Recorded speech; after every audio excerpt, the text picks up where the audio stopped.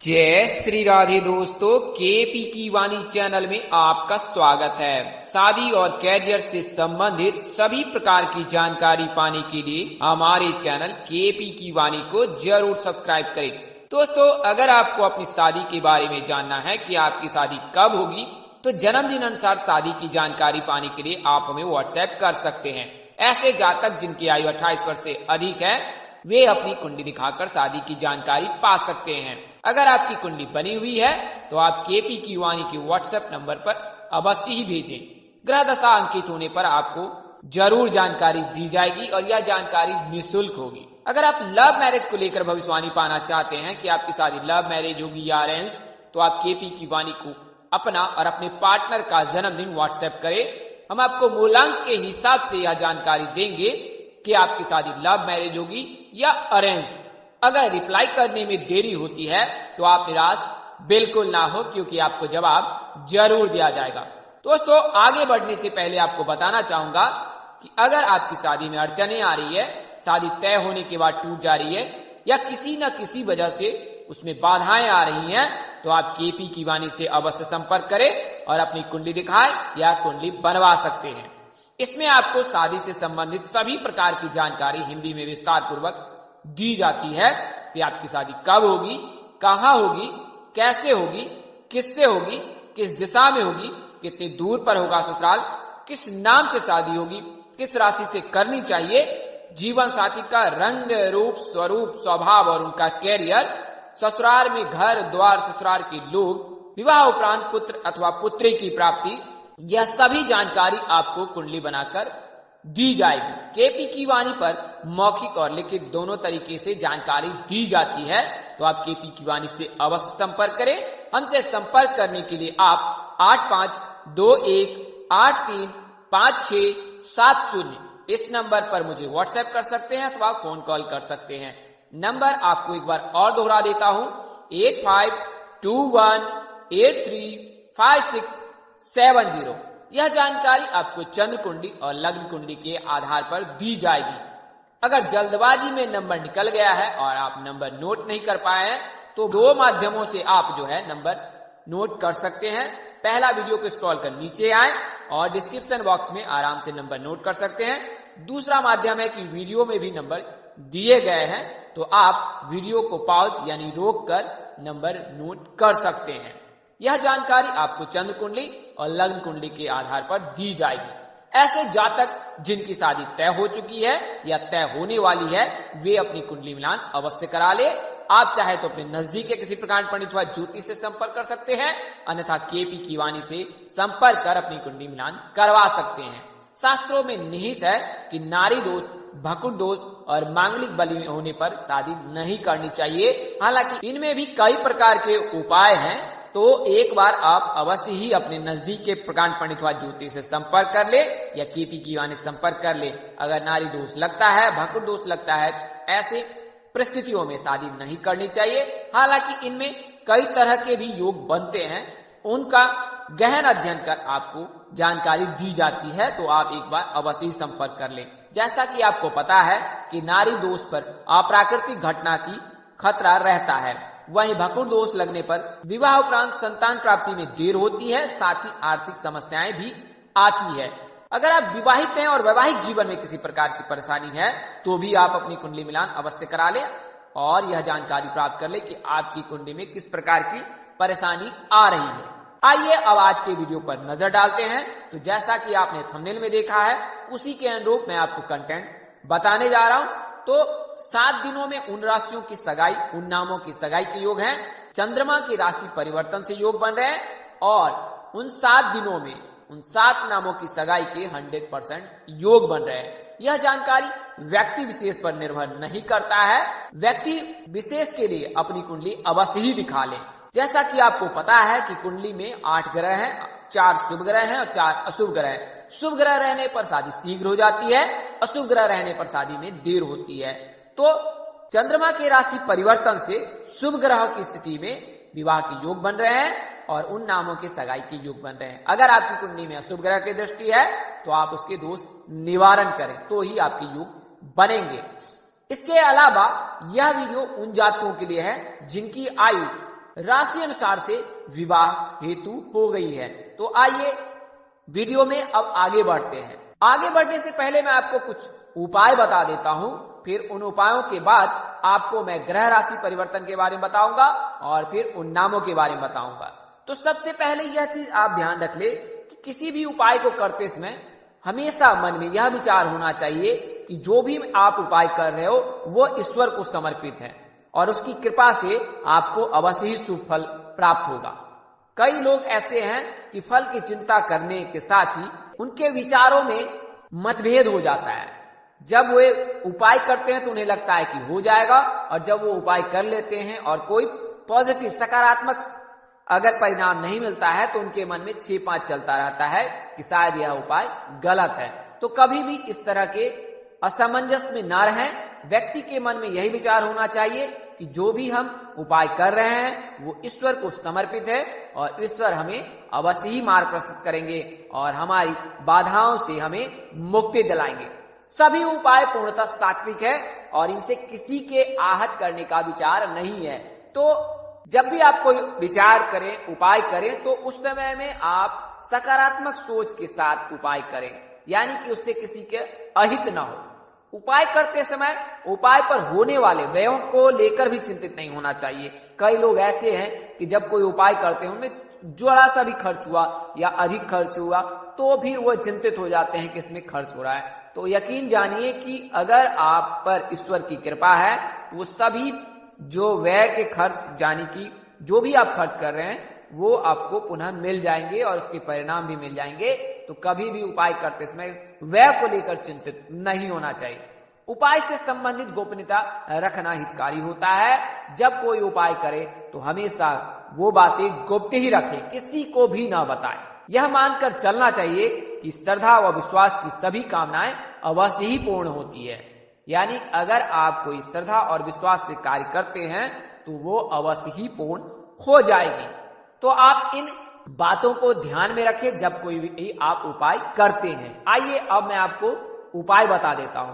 तो लड़कियों के शादी के कारक गुरु माने जाते हैं और लड़कों के शादी के कारक शुक्र माने जाते हैं। गुरु मजबूत रहने से लड़कियों की शादी शीघ्र हो जाती है, शुक्र मजबूत रहने से लड़कों की शादी शीघ्र हो जाती है। आपने आसपास कई ऐसे जातकों को देखा होगा जिनकी शादी बहुत जल्द हो जाती है, कम उम्र में उनकी शादी हो जाती है। ऐसा गुरु के मजबूत रहने से या शुक्र के मजबूत रहने से होता है।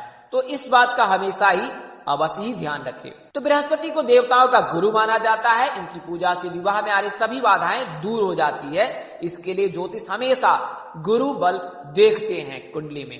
इनकी पूजा के लिए गुरुवार का दिन विशेष है और गुरुवार के दिन जो है लड़कियां गुरु को प्रसन्न करने के लिए गुरुवार का व्रत करे। इस दिन पीले रंग की वस्तुएं उन्हें अर्पित करे, पीले रंग के कपड़े पहने, पीले रंग के फल फूल और मिष्ठान आदि भगवान को भोग लगाए, साथ ही पीले रंग के भोजन ही ग्रहण करें। तो इससे गुरु मजबूत होता है। ओम ग्राम ग्रीम ग्रौम सह इस मंत्र का माला प्रतिदिन आप कर सकते हैं। गुरुवार के दिन कम से कम 5 माला अवश्य ही जप करें।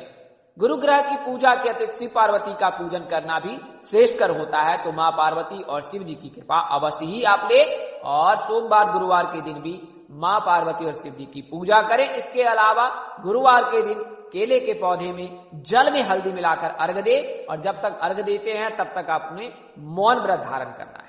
तो इससे क्या है, गुरु मजबूत होने लगा। आइए अब शुक्र को मजबूत करने के उपाय बता देता हूं। तो शुक्र को मजबूत करने के लिए कोई खास प्रयोजन की जरूरत नहीं है। आपने केवल शिव जी की पूजा करनी है। सोमवार को सफेद कपड़े पहने, शुक्रवार को सफेद कपड़े पहने, सोमवार और शनिवार के दिन जल में काले तिल मिलाकर शिव जी को अर्घ दे।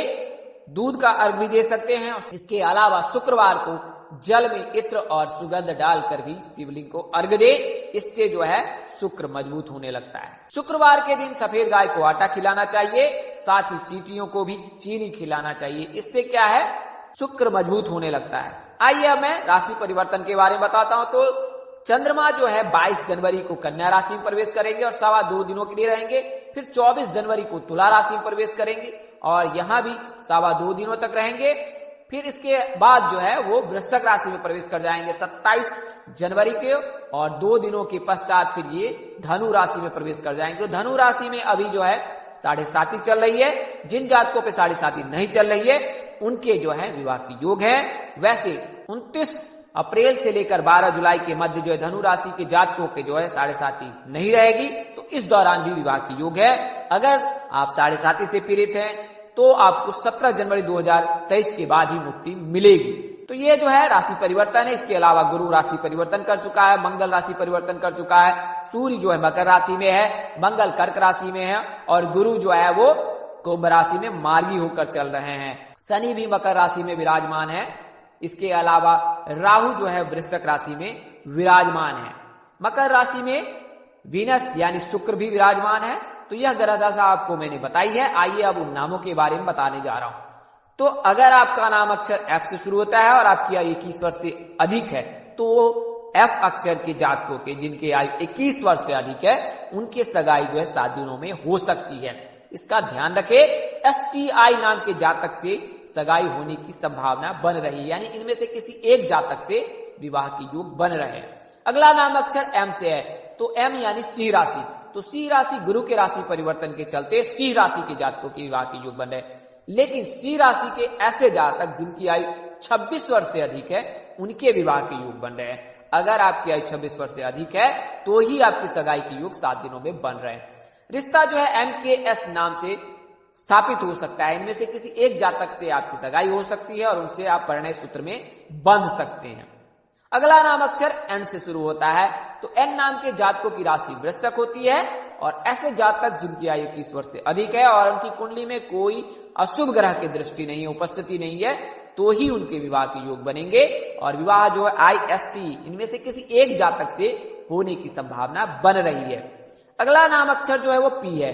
P यानी कि कन्या राशि। तो कन्या राशि के ऐसे जातक जिनकी आयु 27 वर्ष से अधिक है और 32 वर्ष के मध्य है उनके ही सगाई के योग हैं। इस बात का अवश्य ध्यान रखें। सगाई जो है ASD इनमें से किसी एक नाम के जातक से होने की संभावना बन रही है और विवाह भी 2022 में 100% हो ही जाएगी। अगला नाम अक्षर R से शुरू होता है तो R नाम के जातकों के विवाह के योग 20वें वर्ष से बनते हैं। लेकिन 7 दिनों में जिनकी सगाई के योग है उनकी आयु 28 वर्ष से अधिक होनी चाहिए। तो अगर आपकी आयु 28 वर्ष से अधिक है और 32 वर्ष से बीच में मध्य में है तो ही आपके सगाई के योग बन रहे हैं और आप परिणय सूत्र में 2022 में बंध जाएंगे। रिश्ता जो है GMT नाम के किसी एक जातक से आ सकता है और इनमें से किसी एक बंदे से आप परिणय सूत्र में बंध सकते हैं। अगला नाम अक्षर S से है तो जैसा कि आपको बताया हूं कि कुंभ में जो है गुरु राशि परिवर्तन कर मार्गी होकर उपस्थित है। इस वजह से कुंभ राशि और सिंह राशि के जातकों की विवाह के योग बन रहे हैं। इनका नाम अक्षर S और G से होता है। हालांकि कुंभ राशि में जो है दूसरे चरण में जो है साढ़े साती चल रही है, इसके चलते भी विवाह में व्यवधान आ सकता है। तो इस बात का अवश्य ध्यान रखें। 13 अप्रैल तक तो योग है ही। इसके अलावा जब साढ़े साती का चरण समाप्त होगा उस समय में भी आपके विवाह के योग बनेंगे। ऐसे जातक जिनकी आयु 22 वर्ष से अधिक है उनके विवाह के योग बन रहे हैं। सगाई जो है PRA नाम के जातक में से किसी एक जातक से होने की संभावना है। क्या करे तो शिव जी की पूजा करे, शनिदेव की पूजा करे, जल में काले तिल मिलाकर आपने सोमवार शनिवार को शिव जी को अर्घ्य देना है। इससे विवाह के योग बनने लगेंगे। अगला नाम अक्षर और अंतिम नाम अक्षर Y से है और इनकी राशि वृश्चिक होती है। इनके राशि स्वामी जो है मंगल हैं और इनके आराध्य देव जो हैं हनुमान जी हैं। तो मंगल के राशि परिवर्तन से वृश्चिक राशि के जातकों के योग बन रहे हैं। रिश्ता जो है UTA नाम के जातक में से किसी एक जातक से आने की संभावना अधिक है। आपने क्या करना है तो हर मंगलवार को मंदिर जाकर वहां पे प्रसाद चढ़ाकर उन प्रसादों को गरीबों में बांट देना। उस प्रसाद को न खाना है और ना ही घर पे लाना है। तो यह कार्य आप हर मंगलवार के दिन अवश्य करें। आप मंगल को मजबूत करने के लिए जो है मंगलवार का व्रत भी कर सकते हैं। वहीं आपको कई उपाय बताए गए हैं, उन उपायों को यकीन मानकर करें और फिर आपको अवश्य ही सफलता मिलेगी। तो दोस्तों इस वीडियो में मैंने आपको उन नामों के बारे में बताया जिनके सगाई के योग 7 दिनों में प्रबल है। इस वीडियो में बताई गई जानकारी ज्योतिष पंचांग मान्यताओं और धर्म ग्रंथों से दी गई है। हमारा उद्देश्य महज आपको सूचना पहुंचाना है। आप इसे सूचना हेतु ले। इसके अतिरिक्त अगर आप इनको मानते हैं, अपनाते हैं अथवा उपयोग करते हैं तो इसके आप स्वयं जिम्मेदार हैं। आप चाहे तो KP दीवान से संपर्क करें, अन्यथा अपने नजदीक के किसी प्रकांड पंडित अथवा ज्योतिष से संपर्क कर सकते हैं।